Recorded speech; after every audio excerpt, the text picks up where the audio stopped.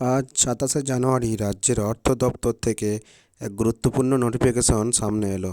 চলুন দেখে নিই।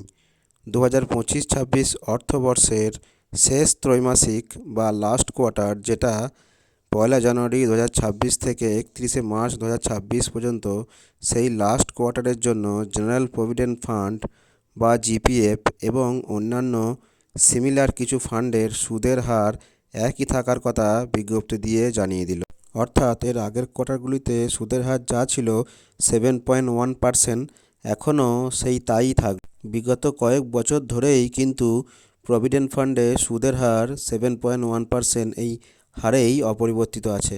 জিপিএফ এর আওতায় থাকা রাজ্যের অন্যান্য কর্মচারীদের পাশাপাশি প্রাথমিক, উচ্চ প্রাথমিক, মাধ্যমিক এবং উচ্চ মাধ্যমিক বিদ্যালয়ের শিক্ষক শিক্ষিকা এবং শিক্ষাকর্মীদের প্রভিডেন্ট ফান্ডে সুদের হার 2025-26 অর্থবর্ষে লাস্ট কোয়ার্টারে আগের মতো 7.1% হারেই কিন্তু অপরিবর্তিত থাকবে। এখানে অর্ডারে এই ফান্ডগুলির মধ্যে কি কি পড়ছে তা বলা হয়েছে দেখুন।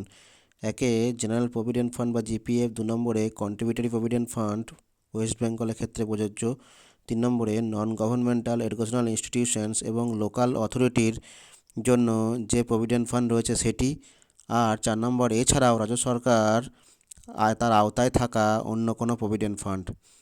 অর্থাৎ এই সব ফান্ডগুলির ক্ষেত্রেই সুদের হার 7.1% হারেই কিন্তু প্রযোজ্য হবে। ধন্যবাদ।